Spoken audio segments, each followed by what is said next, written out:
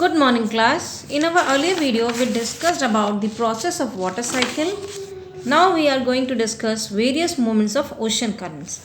That is, when we throw a pebble in a river or a pond we observe ripples in the water. Ripples means जो लहरें पानी में आती हैं हमें वो देखने को मिलती हैं जब हम कोई भी पत्थर फेंकते हैं पानी के अंदर. Similarly, on sea coast we can observe the rolling waves of the water. What causes their movement? From where do these ripples originate?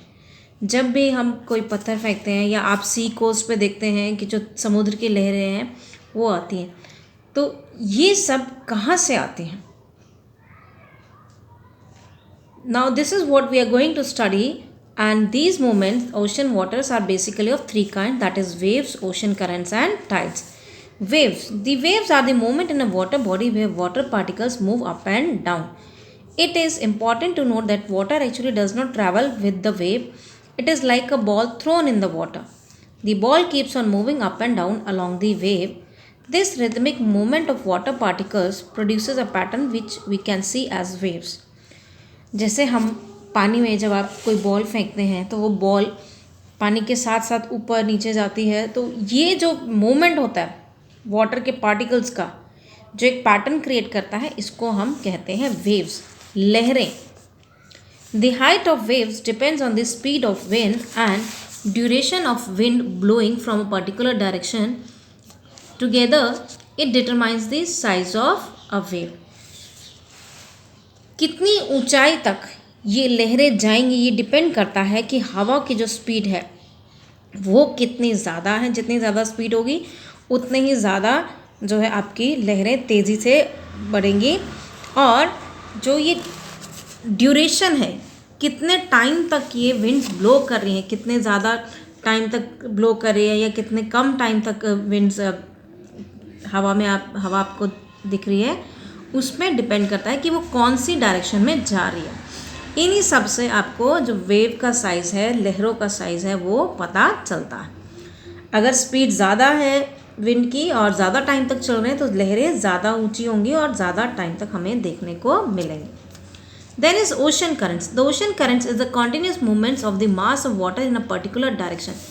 जब वाटर, पानी का बहुत बड़ा हिस्सा एक ही डायरेक्शन में जाता है, मूवमेंट करता है, उसे हम बोलते हैं ओशन करंट.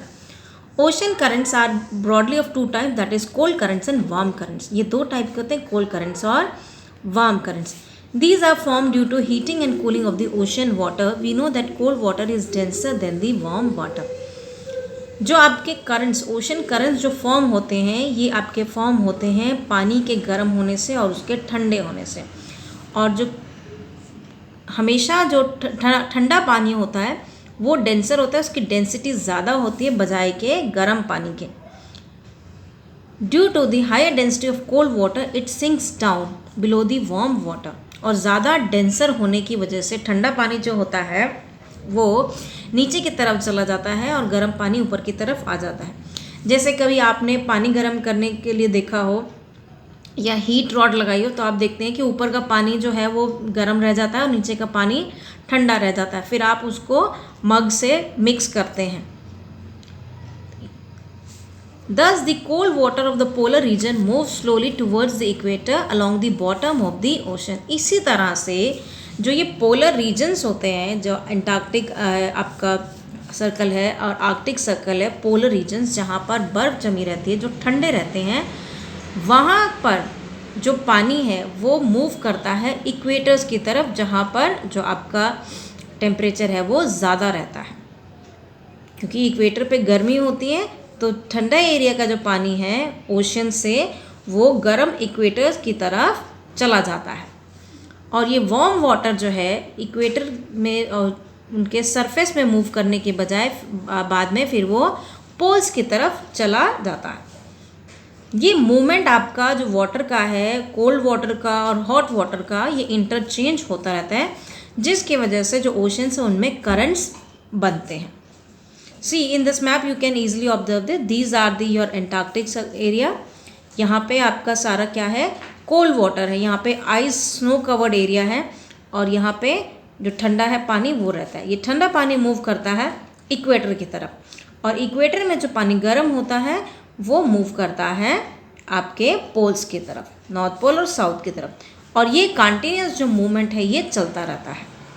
जैसे आप देखते हैं ना, पैन में अगर आप चाय बनाने के लिए या वैसे पानी गर्म करने के लिए रखते हैं तो किस तरह से पहले नीचे से आपको बुलबुले उठते हुए दिखते हैं, फिर वो ऊपर की तरफ आते हैं और फिर वो पानी आपका सर्कुलेशन में चलता जाता है। इसी तरह से आपका जो अर्थ में है ये भी ओशन करंट्स वाटर है वो सर्कुलेट करते रहते हैं आपस में।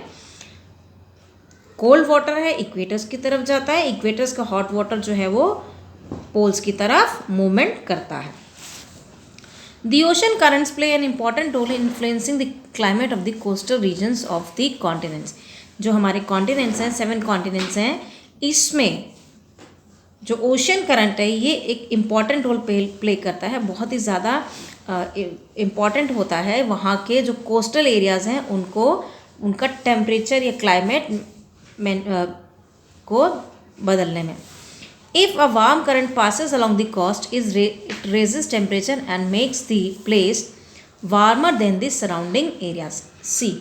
अगर कोई वार्म करंट, जैसे कि यहाँ पे ये वार्म करंट इस तरफ की तरफ जा रहा है नीचे की तरफ, तो जो एरियाज़ हैं ये कोस्टल एरियाज़ जो हैं वहाँ पर आसपास के एरिया जो है वो वार्म रहते हैं, टेम्परेचर बढ़ जाता है, और जिसकी वजह से यहाँ पर आपको जो वेजिटेशन है वो ज़्यादा देखने को मिलते हैं। The cold currents on the other hand tend to make the climate cool and dry, thus these oceanic currents modify the climate in the coastal regions. See, ये आपका हॉट करंट है और ये कोल्ड करंट है। ये जो movement होता है इसकी वजह से क्या होता है बच्चे, जो आपका जो टेम्परेचर है, कोल्ड करंट की वजह से आपका जो टेम्परेचर है वो रहता है आपका कूल एंड ड्राई, और वार्म की वजह से वो टेम्परेचर आपका रहता है warm and moist.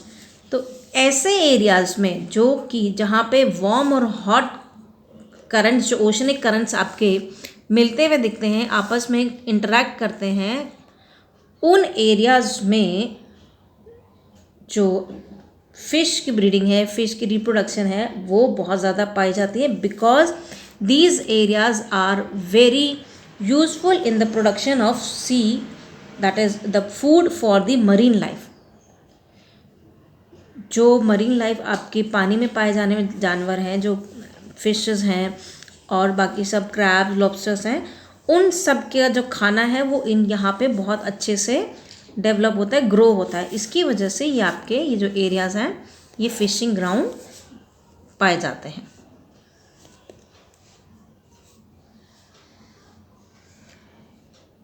Another interesting characteristic is that the confluence of warm and cold currents provide ideal conditions for plentiful growth of plankton, which is a food for the marine life. Plankton marine life का पानी में रहने वाले जानवर को हम जो है मरीन, उनका खाना यहाँ पे बहुत आसानी से जल्दी उग जाता है। These areas serve as major fishing grounds, encouraging trade and commerce. The ocean currents also help in navigation. और ये एरियाज़ जो हैं ये आपके फ़िशिंग ग्राउंड में हेल्प करते हैं। यहाँ पर आपको जो सी फूड है वो बहुत एक्सेस में और इजीली अवेलेबल हो जाता है, और यहीं से सारा पूरा जो सी फूड का है ट्रेड होता है। और ये ocean currents they also help in navigation. Navigation means ship की मूवमेंट के लिए। जब पानी जहाँ जिस एरिया में आपका जो कोल्ड वाटर होगा वो डेंसर होगा तो वहाँ पर शिप चलाने में बहुत ज़्यादा प्रॉब्लम आएगी as compare to the equators, जहाँ पर जो पानी गर्म है और वो लाइट है। वहाँ पर नेविगेशन के लिए शिप्स के चलने के लिए वो ज़्यादा सूटेबल कंडीशंस रहती हैं। In the next video, we will discuss about tides and the importance of oceans to man.